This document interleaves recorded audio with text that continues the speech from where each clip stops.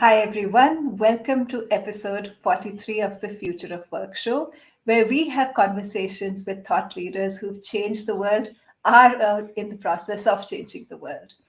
And today I have with me a guest whom I've been following up with for almost a year. And I'm delighted to have him join with me today.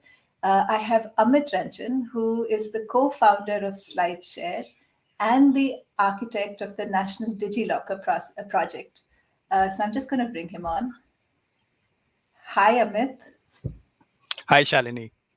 So, firstly, I'm so happy we're finally having this conversation. As you know, I think I've been following up with you from April last year, and then so many things happened, in the external world and, of course, in our own internal worlds. So, I'm delighted that we finally get the opportunity for this conversation. No, I'm happy and privileged to be on this show. So you're right. We've been following up for quite some time. And but great to be interacting with your community and look forward to the conversation today. Thanks. So let me start by saying, what is it that got me so interested?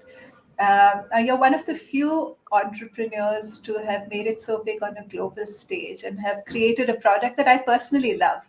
So before I even knew of you, to be honest, I mean, I was, avid user of Slideshare and Slideshare on LinkedIn. And I actually got to know of you through the product you created. So, because I used to use SlideShare so often to share my ideas, and I used to sort of at that time make a little bit of a graphic book kind of, and I used SlideShare for that. And then I got researching and said, who created SlideShare? Let's see. And that's how I actually got to know that you've created SlideShare along with, of course, your co-founders, and was delighted that you're actually in a similar time zone, so we could have a live conversation the way we're having today. So, how amazing is that to have created a product that the world recognizes and has loved over the years? Yeah, thank you for using SlideShare. And I've been very fortunate to have been involved in building a product of that scale, and glad that we could actually do it. So let me start by asking you, Amit, a little bit about your own entrepreneurial journey. What were some of the thoughts and ideas behind SlideShare? If you could share a little bit of the story behind it. Right. So let me start with my professional background, and that'll kind of logically lead up to the point where Slideshare happened. So I'm an engineer, and then I worked in industry for a couple of years, and then I went on to do my MBA at FMS Delhi. And I graduated out of FMS in 1999. And back then, most MBAs, ended up working in, in consumer goods sales and marketing, or in the financials, in banks. So, I was kind of focused on marketing as a career, and I ended up joining Asian Paints, and I worked with them for 4 years. And from Asian Paints, I moved on to PepsiCo, and I had a stint with them for about a year. And this was about 2004, and this was maybe half a decade into my career as an MBA. And one of my realizations had been that while things were there was no complaints. I think I was on a career path that was promising in its own ways. But over the years, I'd kind of started getting the feeling that is this the career that I really want to be doing for the next 30 years of my life? And somehow it didn't kind of add up. And more specifically, I think, and I was able to correlate it only much later. But the way I would describe it is that. I think there's a classic difference between management education and engineering education. It grooms you in different ways. I mean, MBAs are typically optimizers. They are managers. That's what they are designed and trained to do. Whereas engineers are very different. Engineers are builders. They derive their pleasures and their joys out of creating, out of building. And that is exactly what had started happening to me. Is that midway into my 5 years into my MBA career, I'd kind of realized that my heart was probably more of an engineer, while I had gone ahead and done an MBA and I had gone down that career path. And so that was what created a little bit of a kind of a dissatisfaction, and I thought of doing something else. I honestly, entrepreneurship was not a planned change for me. It was serendipitous, and it was kind of a bolt from the blue. And the way it happened was, my sister was actually in the US, and she's married to a software engineer, and they were in the Bay Area. And so we got together, and we all left our respective jobs. And in 2004, we started up. And we actually started up with a different product. Slideshare happened only 2 years later. The first product that we built was into customer research. It was an online research tool, and it actually started doing very well. It was a good product. We started, getting customers. It started growing, but one of our realizations was that, so this was 2005. And 2005, if I take you back to that era of the internet, very different world. It's This very is different world. pre Twitter, LinkedIn, Facebook, YouTube, YouTube was MySpace. being born. Yeah, I So remember YouTube that. was just getting created. So one of our learnings had been that I think there was nothing to beat the rawness of the consumer internet, right? And the product that we had built was more of a enterprise product. So we kind of started thinking in terms of, okay, is there an opportunity in the consumer space? Because that is really what described us. That is really what was the most appealing thing to us as the founders. And that is when we got the idea for Slideshare. We started building the product. It took about 6 months to kind of build the prototype. We launched it, and immediately after launching it, it kind of took off like a rocket. And there is a thing about once you kind of build something of which catches the nerves of the people. I mean, it catches their imagination. Imagination, yeah. Yeah, so it just kind of took off like a rocket, and then there was no looking back. So soon we shut down our first company, and everybody moved to Slideshare. Slideshare started growing like crazy. I was based in Delhi all throughout. My co-founders are based in the Bay Area. We had teams in both locations, and we kind of went about building the company step by step. And in about 3 or 4 years, I think Slideshare had kind of clearly established itself as the largest destination on the internet for professional content. And we had a partnership with LinkedIn, and that eventually led to a situation where in 2012 LinkedIn acquired Slideshare. I ended up working at LinkedIn for another 2 years, almost 2.5 years. And in 2015 is when I moved out of LinkedIn. And my plan was to take a sabbatical and take some time off. Aisha had been a crazy 10-year journey, and I was really exhausted. And I was looking forward to taking some time off and then maybe coming back and figuring out what to do next. But again, fate had something else in store for me. I ended up working for the government of India. And the way it happened was that I've been a volunteer with this organization called iSpirit.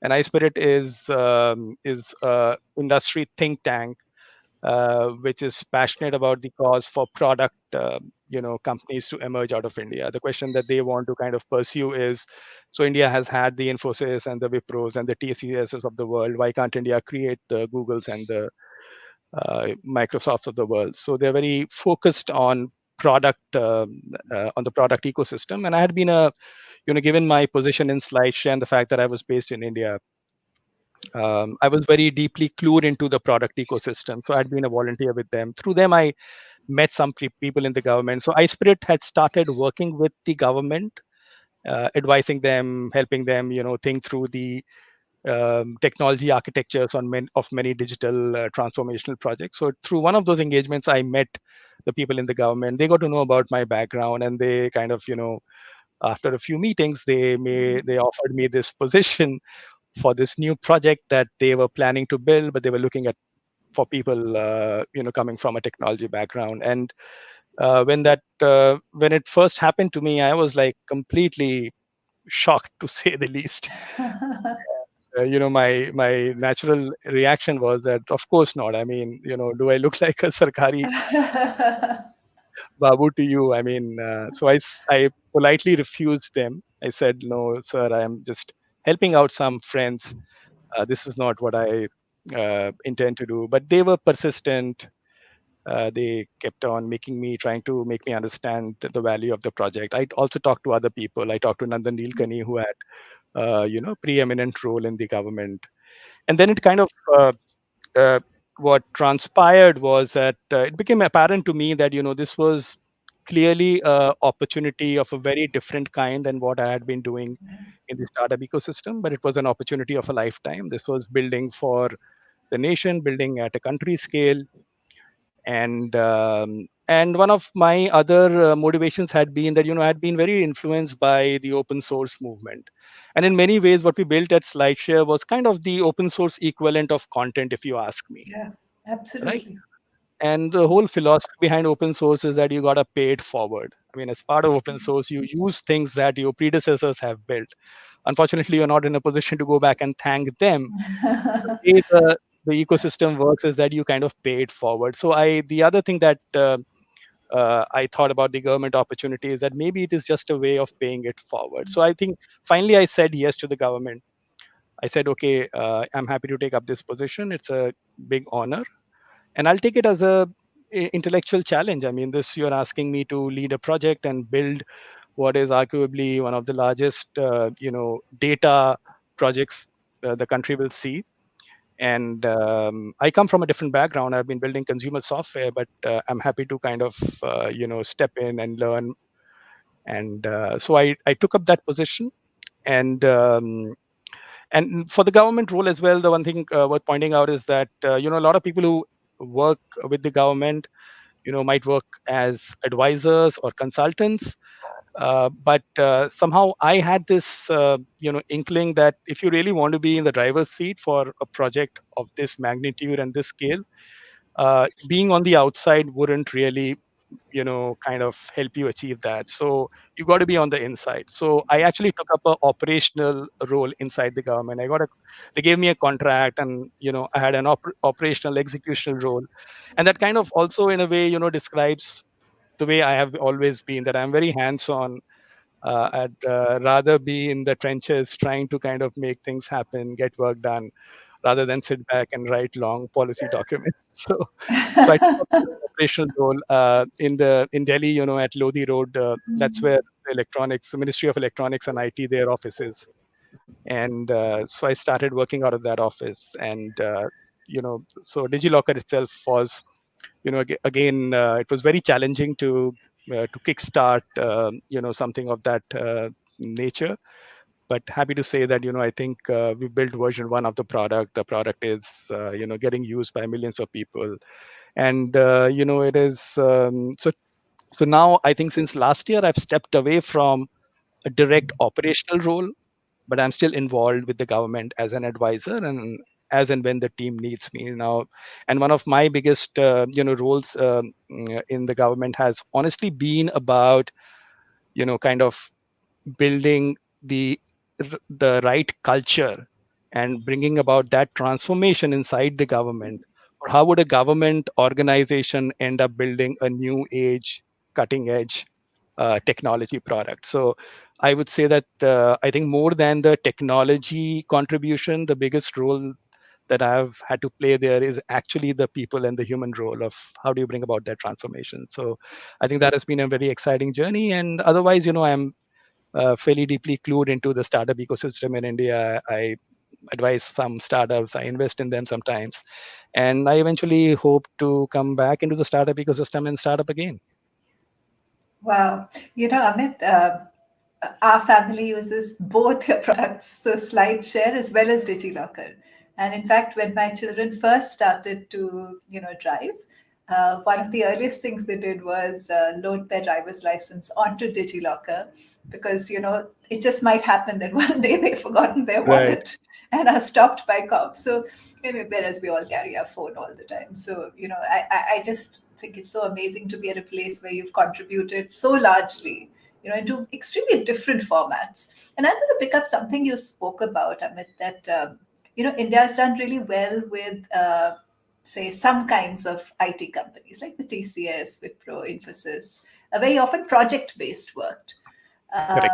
but not as much about with products of the kind Digilocker is, of course, an example, but products that are changing the world. And I'm wondering what your thoughts are around why this might be so. Yeah, yeah, you're right in saying that. I think overall, India is a IT superpower. There's no doubts about that. We have the lion's share in IT services globally.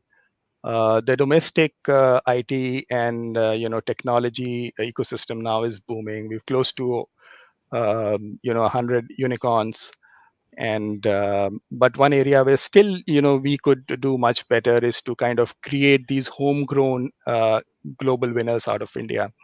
And I would imagine that some of it has to do with enabling conditions in the ecosystem. But to me, the biggest factors are kind of internal. It's kind of the mindset that we have. Mm-hmm. And what we probably need is to kind of think in terms of more of quality than quantity. In India, we tend to celebrate a lot of uh, events and metrics about we are the largest, we are the biggest, and many of them are kind of proxies for the fact that we are a 1.3 billion population. We have that kind of number. I always feel that while there's definitely certain parts of that event to be celebrated, but if you look at the product companies across the world, there are the hallmarks for innovation. The word that actually drives them is quality. So we got to kind of reorient our thinking more around quality than quantity itself. And I Wow. also think that in terms of the innovation evolutionary curve, I think there's a continuum. You kind of start off in a small way, make small, get small wins. At times, it's not a bad thing to kind of initially just imitate others and get very good at execution, get very good at kind of creating things that already have been validated, and slowly you kind of graduate up the ladder, and you can actually start getting a reputation for building high quality products. So I think India is somewhere on that continuum and that journey. And there are many international examples for that. I mean, look at what has happened with Japan and Korea post World War II, where I think they've had a very similar journey. It's taken them many decades to kind of graduate up that ladder, but now they are kind of the hallmarks of high quality, high precision, high fidelity products and services. So hopefully India will also kind of go down that path. So I'm going to then ask you about this one question, Amit, because you've spoken about the importance of culture both in other conversations of yours that I've heard, and you brought it up a couple of times in our conversation today as well. That how at Digilocker it was building a culture of a certain kind in the government that was a source of great satisfaction. So I'd love to hear your views on what is it that, if you had to say the top 3 or 4 attributes of organizations that are on the higher end, if you like, of the spectrum. And you said it's a journey, right? And you said that you start somewhere. You've given the examples of Korea, Japan, who started somewhere, became really good at already established technologies, and then were ready for perhaps stepping ahead of the curve. So, what would you say are 3 or 4 maybe cultural attributes or capabilities or mindset? I mean, whichever way you'd like to put it, that truly differentiate these organizations, which, as you said, are focused on high quality excellence. What is it? So, if you were, for instance, tomorrow an advisor to some of the organizations you spoke about, TCS, Infosys, Wipro, or organizations of that kind, say, okay, if you want to move to the front of the curve, what 3, 4 things would need to be developed? Yeah, yeah. So I would say that the first thing to realize and to appreciate and to get comfortable with the fact that you know innovation is not, unfortunately, a structured or a linear process. uh, you know Intrinsically, it is a chaotic, it is a dirty process, if I were to use that. It's messy, it's kind of it's non-linear. And in many ways, organizations need to kind of get comfortable with the fact that if you really want to kind of grow as an innovative company, the first thing you got to do is that you got to give up some of your control. and which is where I think the problem starts, that many organizations and institutions kind of are coming from a background where they want to be on top of things and they really want to control things in a way, and that is counterproductive to the whole process of innovation. Innovation fundamentally is a dirty process. There's risk, there's ambiguity, there's failure, and then you kind of got to keep on moving. So that's the first thing, and it's kind of, again, more of a mindset issue, right? The other One of the other experiences I've had is that there are certain conditions that enable the blossoming of innovation, and diversity is one of them. And diversity could take on various forms. It's diversity in terms of age profiles. It's kind of having people who are young and people who are middle aged and people who are more senior kind of work together, people from different backgrounds. One of my favorite examples about how diversity and uh, is thought of is that, if you go back to Steve Jobs' personal life story, his inspiration for design actually came from the fact that he was very interested in calligraphy as a kid, right? And so what you see is that often innovation actually happens not just in diverse situations, but where different disciplines, their different systems meet. So it happens at the confluence of multiple disciplines. So those are enabling conditions that you would really want to kind of create in your organization and your institution. And more specifically in terms of the organizational, the operating part of it, I think you got to be a magnet for really talented creative people to come into your organization and work for you. And this was something in a small on a smaller scale. I think we were very successful in doing at Slideshare, is that we were successful in building a culture where the culture itself kind of was a magnet for people, for really smart people who had a lot of other options as well. So for people to come and say that, hey, I want to kind of come and work at a place like Slideshare. So you got to be a magnet for real people. And then there are more specific things like uh, have a have a system which kind of lets people make small experiments, run pilots, don't punish them for failure.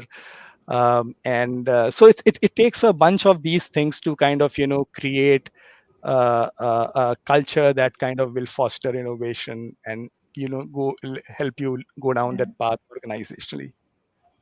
On this show, we've had several conversations on the challenges of this, actually, how hard it actually is to, within an established organization, how hard, and of course, it's still happening all the time. So it's not like it doesn't happen, but still, it's, just the challenges when within an existing established large organization which has had a way of working which has relied very strongly on systems, processes, and excellence with Correct. process excellence, sort of, to make a shift towards, as you called it, the more messy process of innovation, where you have to give up some control and it's not clear, what it's harder to predict what outcome you're going to get at Correct. what date, unlike, say, a process where it's all laid out. And in some of the And earlier, unless and until you yeah, have top management buy-in, right? So the senior management or the founding team or whoever is runs the show, I mean, they have to kind of believe in it, and they have to kind of set up the organizational context for it. And there are certain caveats. I mean, I remember one of the articles that I read recently about this. It talked about um, what you would quote unquote it was referring to the innovation theater that yeah, at times yes, gets get spawned in organizations where they Yes. really want to Yeah. be seen as an innovative player, and you'll see Yeah. companies doing PR and media and having all kinds of things which help, which kind of give them and give people an impression that this is the Yeah. innovative place. But I think, as I said right at the onset, is that it has to come up bottoms up, and you got to recognize the fact that innovation is fundamentally messy and it is chaotic, which means that you have to give up control. And this is such a hard one, right? It's because it's almost like learning to speak a second language and then being bilingual.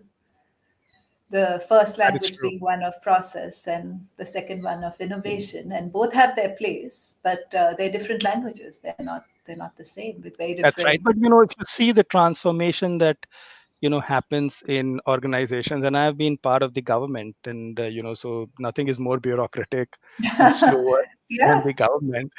But I think the government, and I hats off to them, and I would give them complete credit, is that they completely understood the limitations of their own hierarchy, their own systems, and they gave me the freedom to kind of, they gave me the latitude, and it was kind of, managed in a smart way. It wasn't kind of put up upfront, but they enabled conditions where clearly they kind of, gave up control, and that has allowed me to kind of, operate in a manner where we could actually get things done. So giving up control is key to it.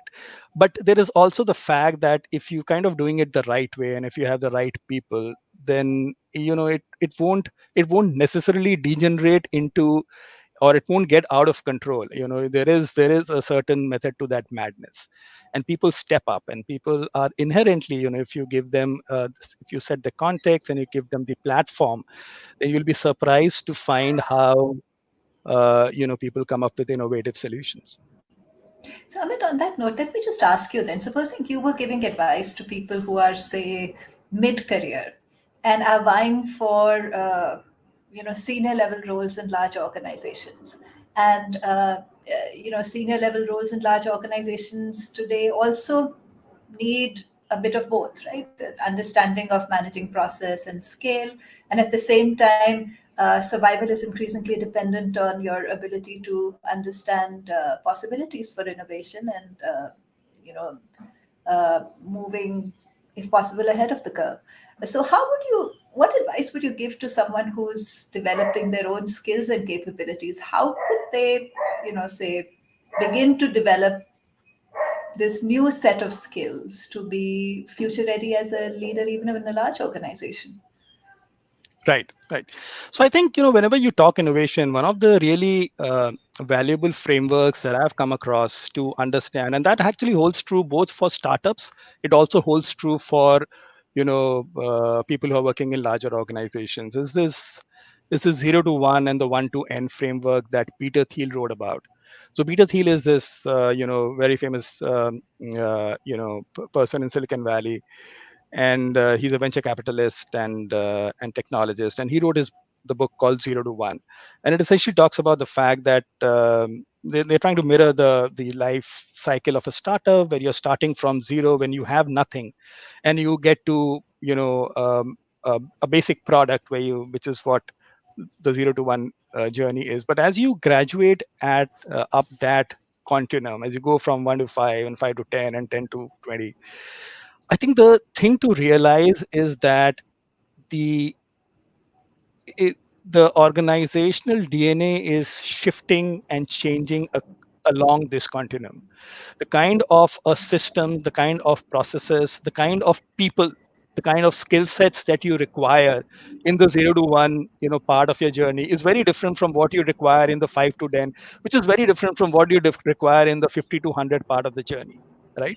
So for any somebody who's attempting or wanting to join a large organization, one of the first things I would recommend is that, given the pace of change that you have in industry, given what is happening with this the digitization, the industrial revolution 4.0, Yeah. as we would refer this to, it's important to kind of place yourself that where are you kind of on that continuum as an organization, and what is the kind of people that you require, and consequently from the employee side, what are the skill sets, what kind of a professional you would need to be to really kind of take up that position, be successful, and drive the organizational towards growth. So that is that I've always found that framework very useful to just take a Yeah. step back and understand the context in which you are. I think the second thing is obviously uh, the that the space of change is such that you have to be reinventing yourself. You have to kind of be aware of the fact that a lot of the things that we've learned in the past are getting obsolescent very quickly, and you got to just be upgrading yourself. I mean, we are reminded of this Darwinian saying is that it's not the strongest, it's not the the fastest, it's the one which is the most flexible that survives. So I think there's clearly some some very important learnings there, is that unless and until you are flexible, unless and until you are ready to kind of change with the times, it's very hard to kind of adjust to this thing. And lastly, what I would say is that COVID has kind of been this bolt from the blue, which is kind of enforcing a completely new normal now. So that by itself is inflicting a whole new set of disruptions. And we were talking just before this show, is that we, once hopefully COVID subsides, we'll get back to a new normal, and we'll figure out where that new normal lies. uh, and so that is the third factor, is that I don't think our professional lives are going to go back to exactly what they were pre-pandemic. There's going to be some kind of a new normal, which will give an opportunity for people to kind of adjust themselves and kind of be prepared to kind of grow into this new role.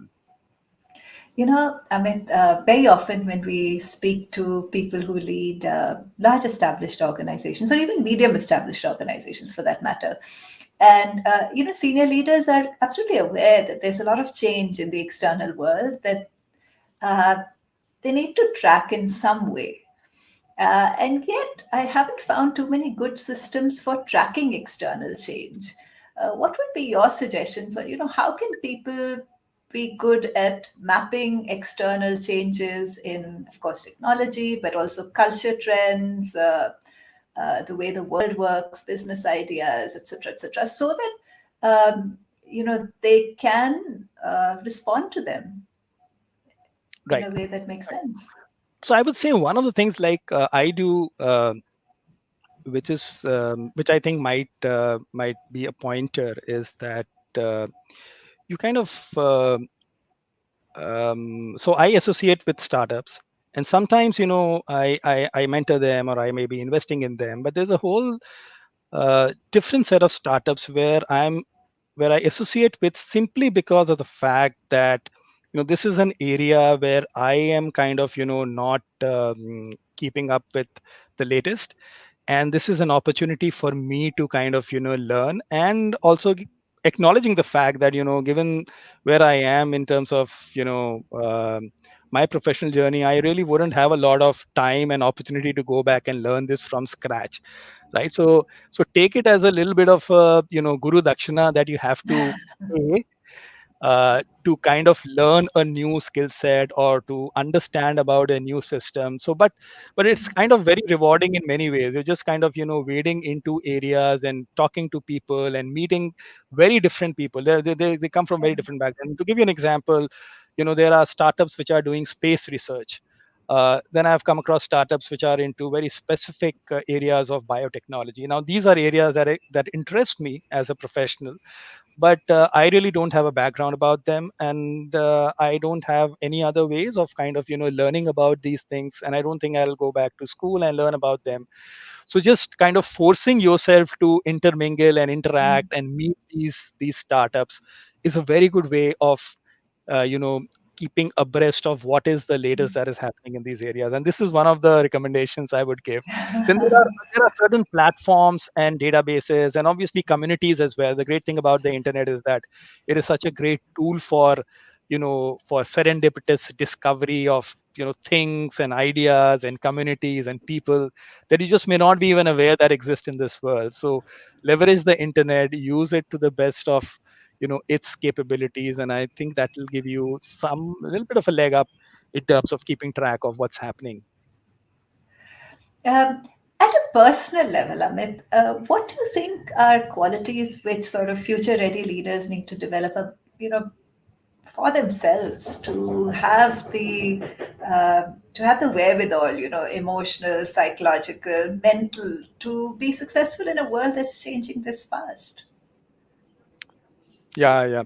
I if I reflect back on my professional journey, I think there's been two instances now in the past 20 years where there's been a abrupt change in context. And when I kind of the first time was when I left the MBA career and got into a startup. And I was not coming from a technology background at all. So one of my challenges at that time was that coming from sales marketing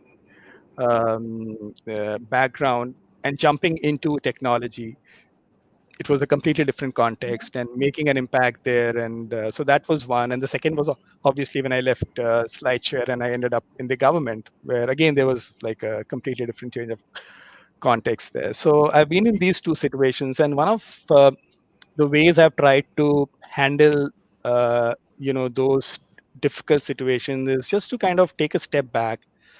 and and the way I would describe it is I just try to be real and be authentic, right? I mean, be try to be the best version of yourself. And if you are kind of coming up in a new situation, is you got to kind of be honest, and in accepting what you don't know.